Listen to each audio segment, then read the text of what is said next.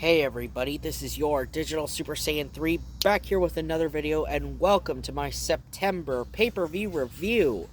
For the month of September, I've chosen to do WWE Breaking 2009, and it took place on September 13th, 2009 in the Bell Center in Montreal, Canada. Yes, that's right, the screw capital of the world, where the Montreal Screwjob took place, the same arena. Yes, someone's gonna get screwed in Montreal, and it's gonna happen.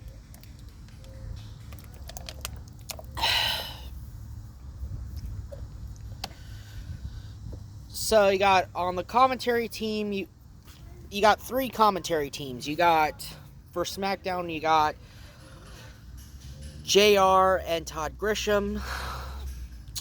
For Raw, you got Michael Cole and Jerry Lawler. And then for ECW, you got Matt Striker, who's just calling it by himself, while his partner, Josh Matthews, is backstage interviewing people. So,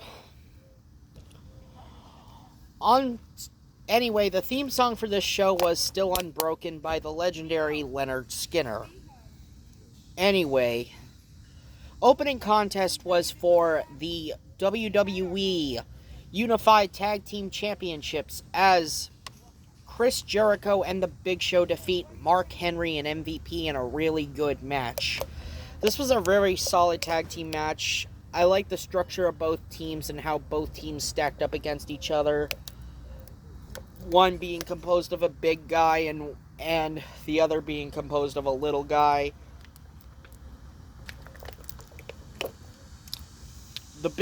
The match ends when the Big Show knocked Mark Henry out with a knockout punch, leading to Chris Jericho getting put on top of Mark Henry, leading to Jericho, aka the Big Show, and Chris Jericho retaining their tag team titles. Then we get a backstage interview with Legacy about their upcoming Submissions Count Anywhere match against DX. Cody says that Ted and I may not be submission specialists, but this is going to be a hell of a fight on our hands. And then Ted DiBiase Jr. says, DX is like these glow sticks they hand out every week. They're fun to look at first, but eventually they burn out. The glow burns out. And then you throw them away. Just like what we're going to do to DX later on tonight. And then we get into our second match, which is for the United States Championship, as Kofi Kingston retains his title against The Miz in a really good match. This is another good match between Miz and Kofi. This time it's about The Miz and Kofi Kingston. I love the work that Miz does in this match. Like, Miz, he gets a hell of a lot of offense in this match. But in the end, it's Kofi who ends up retaining, hitting Miz with the Trouble in Paradise. And this, by the point of the Miz's career, this is when he started wearing the trunks, where he starts coming out in regular wrestling trunks instead of the biker shorts he used to wrestle in. Yeah, so gone are the biker shorts and the fedora that the Miz used to wrestle in. And now he's wearing wrestling trunks and boots. Anywho, moving right along to our next match, and we get into it. It's the Submissions Count Anywhere match, as Legacy's Ted DiBiase Jr. and Cody Rhodes defeat Triple H and Shawn Michaels of D-Generation X. So yes, Legacy evens the score in this matchup. This was a solid match. This was an incredible Submissions Count Anywhere match. This is a Falls Count Anywhere match, but except instead of pinfalls or submissions, it's just submissions as the only way to win. Submission/surrender. I mean, you have both of these guys. You have all four of these men brawling into concession stands, brawling in the audience. They even take the brawl to the catering. the match ends when both DiBiase and Rhodes get a submission on Shawn Michaels as Shawn Michaels' legs are wrapped around the ring post. Rhodes is locking in a figure 4 around the ring post, and DiBiase, I forgot what DiBiase's doing to Shawn on the other side, but Shawn ends up tapping out after going through excruciating pain after being wrapped around the ring post. And Legacy captures the victory, doing what they said they would. And then we get into our next segment, or our next interview, which is Josh Matthews interviewing WWE Champion Randy Orton ahead of his I Quit match with John Cena later on in the night. And this interview was incredibly hostile, especially when Randy says, "You look nervous, Josh." And Randy Orton says, "I'm going to make John Cena do the one thing that he's not programmed to do. I'm going to make him say, 'I quit.'"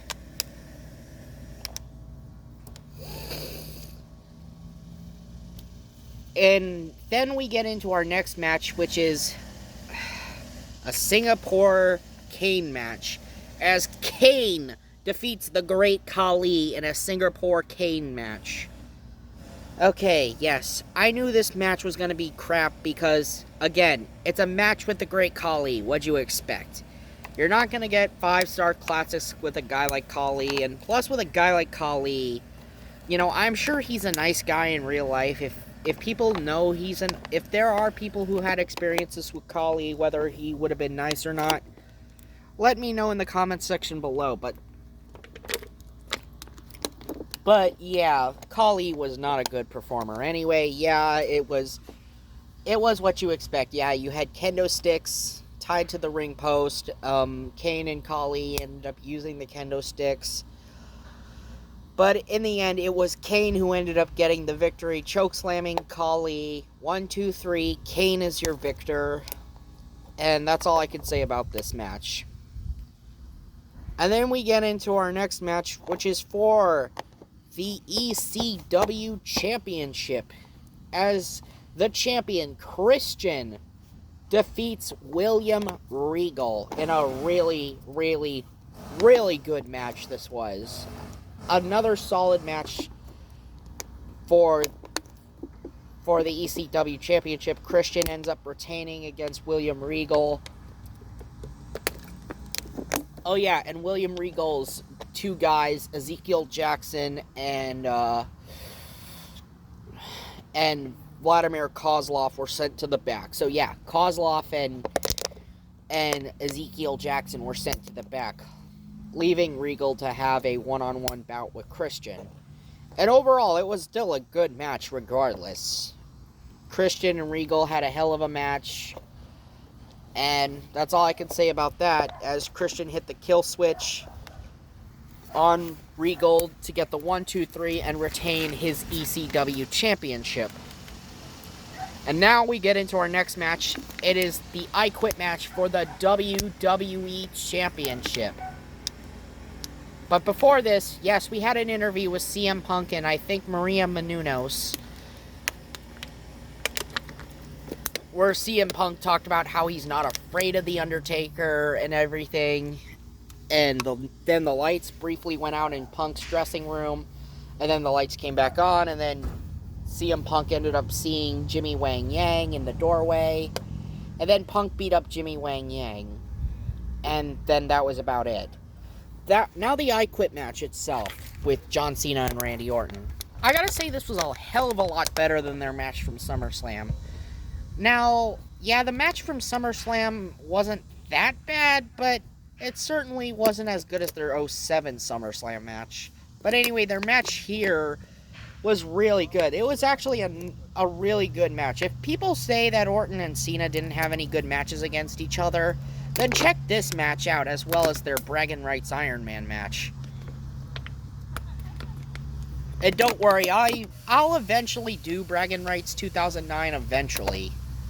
But yeah, Cena, the match ends when Cena handcuffed Orton to himself and locked in the STF with the handcuffs on Orton while Orton is handcuffed to Cena, and Randy says, okay, I quit.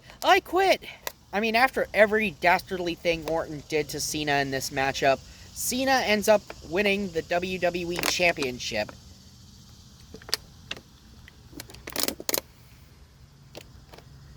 And now we come to it, the main event. For the World Heavyweight Championship, you have CM Punk defeating The Undertaker in a submissions match. Now, The Undertaker didn't tap out exactly. Yes. Despite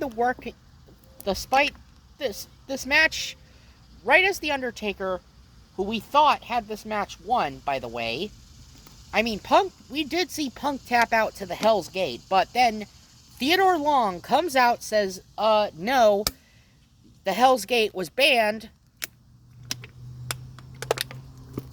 so this match restarts. And so because of that, Punk ends up locking in the Anaconda Vice on Undertaker, and then the referee rings the bell. Undertaker did not quit, he did not tap out. So yeah, we get someone getting screwed in Montreal. This time, it's the Phenom who got screwed in Montreal. Yes, you heard me right. We had a reenactment of the Montreal Screwjob in 2009. Okay, why do we need another reenactment of the Montreal Screwjob? That's one thing that baffles me about the ending of this show. But for some of the crap stuff we had on this show was actually not that bad. Breaking Point 2009 may have been a one-off show, but it was a damn good one-off show for that matter. Anyway, this has been your Digital Super Saiyan 3, and I'll see you guys later when we do No Mercy 1999 in October. See ya!